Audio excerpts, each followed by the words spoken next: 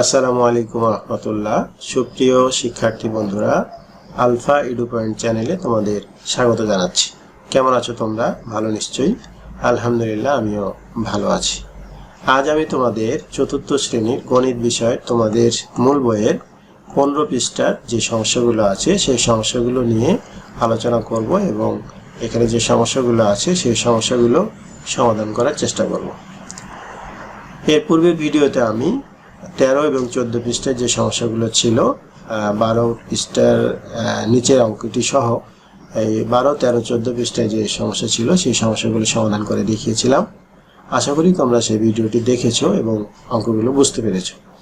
আর যারা নতুন তারা আমার চ্যানেল থেকে পূর্বের ভিডিওগুলো দেখে আসতে পারো, তাহলে তোমাদের জন্য বুঝতে সুবিধা হবে। আর নিয়মিত ভিডিও পেতে আমার চ্যানেলটি সাবস্ক্রাইব করে বেল আইকনটি অন রাখতে পারো, তাহলে যখনই আমি নতুন কোনো ভিডিও আপলোড দিব তখন তুমি নোটিফিকেশান পেয়ে যাবে।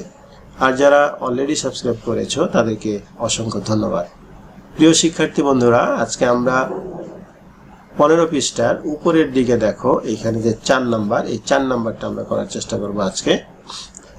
তো 4 নম্বরে দেখো, এখানে লেখা আছে যে 6 অঙ্কের সংখ্যা পর্যন্ত বৃহত্তম ও ক্ষুদ্রতম সংখ্যা তৈরি করি এবং খুঁজে পাওয়া সংখ্যা নিয়ে বন্ধুদের সঙ্গে আলোচনা করি। যাই হোক, এখানে এই ছকটা আমরা আগে পূরণ করি। তো এখানে বলছে 1 অঙ্কের সংখ্যা, তাহলে ক্ষুদ্রতম এবং বৃহত্তম। তো ক্ষুদ্রতমের ঘরে 1 দেওয়া আছে, আর বৃহত্তমের ঘরে যদি আমরা সবচাইতে বড় সংখ্যা কোনটা? 9। তাহলে নিয়মটা কি দেখো, আমরা জানি সবচাইতে ক্ষুদ্রতম সংখ্যা হইল 0, কিন্তু 0 চাইতে বড় কি? 1।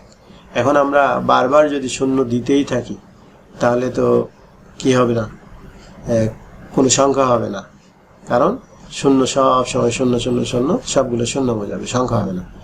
তো বৃহত্তম সংখ্যার সময় সবচাইতে বড় সংখ্যা কি? 9। তাহলে আমরা এই একটা 9 দিলাম। 1 অঙ্কের সংখ্যা একটা 9, ক্ষুদ্রতম সংখ্যা হলো একটা 1। এরপরে চলে আসো 2 নাম্বার, এই 2 অঙ্কের সংখ্যা। তো 2 অঙ্কের সংখ্যা মানে বৃহত্তম সংখ্যা মানে 2টা 9, 2টা 9। এখন ক্ষুদ্রতম সংখ্যা মানে কি? এখন 1 অঙ্কের ক্ষুদ্রতম সংখ্যা ছিল 1, তাহলে কি এই 2 অঙ্কের ক্ষুদ্রতম সংখ্যা মানে 2টা 1 হবে না? তা কিন্তু না। তাহলে একটা 1 দিয়ে একটা 0 হবে, একটা 1 দিয়ে একটা 0। তাহলে 2 অঙ্কের বৃহত্তম সংখ্যা 2টা 9, ক্ষুদ্রতম সংখ্যা একটা 1 দিয়ে একটা 0। আচ্ছা, এরপরে 3 অঙ্কের যদি দেই, তাহলে 3 অঙ্কের বৃহত্তম সংখ্যা মানে 3টা 9। 3 অঙ্কের বৃহত্তম মানে 3টা 9, আর ক্ষুদ্রতম মানে একটা 1 দিয়া 2টা 0, একটা 1 দিয়া 2টা 0। এরপরে 4 অঙ্কের মানে 4টা 9, 4 অঙ্কের মানে 4টা 9। ক্ষুদ্রতম মানে একটা 1 দিয়ে 3টা 0, একটা 0, 2টা 0, 3টা 0, এই 3টা 0। এটা 4 অঙ্কের হলো। এরপরে 5 অঙ্কের সংখ্যা, তার মানে 5 অঙ্কের বৃহত্তম মানে 5টা 9, 5 অঙ্কের বৃহত্তম মানে 5টা 9, এই 5টা 9। তাহলে ক্ষুদ্রতম মানে কি? একটা 1 দিয়ে 4টা 0, 4টা 0। এরপরে 6 অঙ্কের বলছে, তাহলে 6 অঙ্কের মানে 6টা 9, 6 অঙ্কের মানে 6টা 9, 6টা 9। আর ক্ষুদ্রতম মানে কি? একটা 1 দিয়ে 5টা 0, একটা 1 দিয়ে 5টা 0, 5টা 0। তাহলে এটা 6 অঙ্কের হলো। আচ্ছা, এখন এখানে দেখো, যত অঙ্কেরই বলুক, নিয়মটা কি? নিয়মটা জেনে রাখো, তাহলে পরে তুমি যে কোনো সংখ্যা লিখতে পারো। তোমাকে যদি বলে যে 6 অঙ্কের ক্ষুদ্রতম সংখ্যা, বৃহত্তম সংখ্যা লেখো, তো প্রথমে আমি নিয়মটা বলি যে বৃহত্তম সংখ্যার ক্ষেত্রে যত অঙ্কের বলবে ততগুলো 9 লিখে দিবে, তাহলেই বৃহত্তম সংখ্যাটি হয়ে যাবে। যত অঙ্কের বলবে, এখানে 6 অঙ্ক পর্যন্ত আছে, যদি বলে 7 অঙ্কের তাহলে 7টা 9 দিবে। 8 অঙ্কের বললে 8টা 9, 9 অঙ্কের বললে 9টা 9, 10 অঙ্কের বললে 10টা 9, এইভাবে চলতে থাকবে, অর্থাৎ বৃহত্তম সংখ্যা এই 9 দিয়ে আমরা লিখতে পারি। এখন ক্ষুদ্রতম সংখ্যার ক্ষেত্রে কি?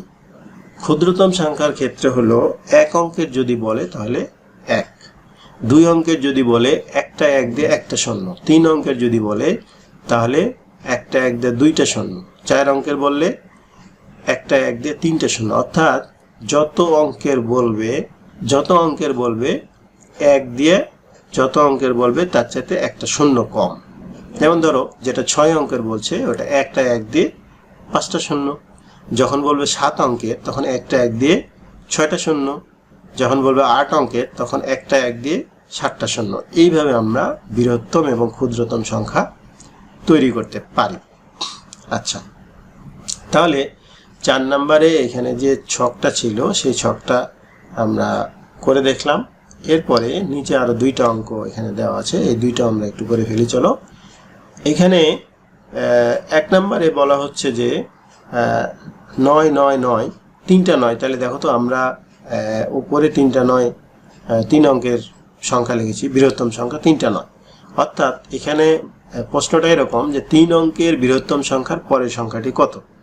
এখানে যদিও বা 999 এর পরের সংখ্যাটি কত লেখা আছে, যদি এ জায়গায় লিখতো যে 3 অঙ্কের বৃহত্তম সংখ্যার পরের সংখ্যাটি কত, ঠিক এই একই উত্তর বা প্রশ্নটা একই এরকম। আচ্ছা, এরপরে এখানে লেখা আছে একক, দশক, শতক, হাজার। 10,000-এর আগের সংখ্যাটি কত। আবার যদি এখানে বলতো যে 5 অঙ্কের ক্ষুদ্রতম সংখ্যার আগের সংখ্যাটি কত, ওই একই প্রশ্ন হয়তো দুইভাবেই বলতে পারে। তো যাই হোক, এখন আগের সংখ্যা এবং পরের সংখ্যা কিভাবে আমরা বের করব। আগের সংখ্যা যেমন ধরো আমি যদি 1 বলি তাহলে 1-এর পরের সংখ্যাটা কত, 2। আবার 2-এর পরের সংখ্যাটা কত, 3। 3-এর পরের সংখ্যাটা কত, 4। এইভাবে যাচ্ছে। এটা কিরকম, যেমন ধরো 1 বললাম, 1-এর পরে আমি যদি 1 যোগ করি তাহলে কি হলো, 2। আবার 2-এর পরে যদি আমি আবার 1 যোগ করি তাহলে কত, 3। আবার 3-এর পরে যদি আমি আবার 1 যোগ করি তাহলে কি হবে, 4। 4-এর পরে যদি আবার 1 যোগ করি তাহলে 5। এইভাবে যেতেই থাকবে। তার মানে যখন বলবে পরের সংখ্যা তখন যে কোনো সংখ্যার পরের সংখ্যা বললে ওই সংখ্যাটা লিখে 1 যোগ করবা। এবং আগের সংখ্যা যদি আমরা বুঝতে চাই, দেখো 9-এর আগে কি আছে, 8। 8-এর আগে কি আছে, 7। 7-এর আগে কি আছে, 6। এইভাবে যদি আমরা বোঝার চেষ্টা করি, অর্থাৎ 9 থেকে 1 যদি আমরা বিয়োগ করি তাহলে হয় 8। 8 থেকে 1 যদি বিয়োগ করি তাহলে হয় 7। 7 থেকে 1 বিয়োগ করলে হয় 6। তার মানে কি, যখন বলবে আগের সংখ্যা তখন যেই সংখ্যাটা বলবে ওই সংখ্যা থেকে 1 বিয়োগ করবে। ভালো করে খেয়াল করো, যখন বলবে পরের সংখ্যাটি তখন যেই সংখ্যাটা থাকবে ওই সংখ্যার সাথে 1 যোগ করতে হবে। আবার যদি বলে আগের সংখ্যা তাহলে যেই সংখ্যাটা বলবে ওই সংখ্যাটা থেকে 1 বিয়োগ করতে হবে। তো আপাতত আমরা এই 2টা করি, আরো বিভিন্ন ধরনের অঙ্ক আসবে এরকম। তো এখানে এই 999 এর পরের সংখ্যাটি কত, তাহলে পরের সংখ্যাটি আমরা লিখব এখানে 9 9 9। এর সাথে পরের সংখ্যা যেহেতু, তাহলে পরের সংখ্যা হলে আমরা 1 যোগ করব। পরের সংখ্যা হলে 1 যোগ করব। এটার যোগফলটা হলো 1। 9-এর আগে 10-এর 9-এর আগে যোগ করলে 10-এর 0, হাত থাকলো 1। আবার 9-এর আগে যোগ করলে 10 0, আবার হাত থাকলো 1। আবার 9-এর আগে যোগ করলে এখানে 10। তাহলে অর্থাৎ 3 অঙ্কের বৃহত্তম সংখ্যার সাথে 1 যোগ করলে আমরা 4 অঙ্কের একটা ক্ষুদ্রতম সংখ্যা পেলাম। অর্থাৎ 999-এর সাথে 1 যোগ করলে আমরা এই 1000 পেলাম। তাহলে পরের সংখ্যা যখন বলবে তখন যোগ 1। তোমরা যদি এই পাশাপাশি না যোগ করতে পারো উপরে নিচে লিখেও যোগ করতে পারো। আচ্ছা, এরপরে এখানে দেখো 10,000। 10,000-এর আগের সংখ্যাটি কত, কি বলছিলাম, আগের সংখ্যা যখন বলবে তখন 1 বিয়োগ 1 বিয়োগ করলে কি হবে, দেখো এখানে 0 আছে, তার মানে 10 ধরতে হবে। 10 থেকে 1 বিয়োগ করলে 9। আবার 10 থেকে 1 বিয়োগ করলে 9। তাহলে আমরা এখানে এইটা বিয়োগ করে আমরা পেলাম, অর্থাৎ এই 5 অঙ্কের ক্ষুদ্রতম সংখ্যা থেকে 1 বিয়োগ করলে আমরা 4 অঙ্কের বৃহত্তম সংখ্যা পেলাম। আবার 3 অঙ্কের বৃহত্তম সংখ্যার সাথে 1 যোগ করলে আমরা 4 অঙ্কের ক্ষুদ্রতম সংখ্যা পেলাম। এইভাবে যদি তোমাদের যোগ বা বিয়োগ করতে সমস্যা হয় তোমরা উপরে নিচে লিখে যোগ বিয়োগ করতে পারো, কোনো সমস্যা নেই। যোগ বিয়োগ করে তোমরা লিখে দিতে পারবে।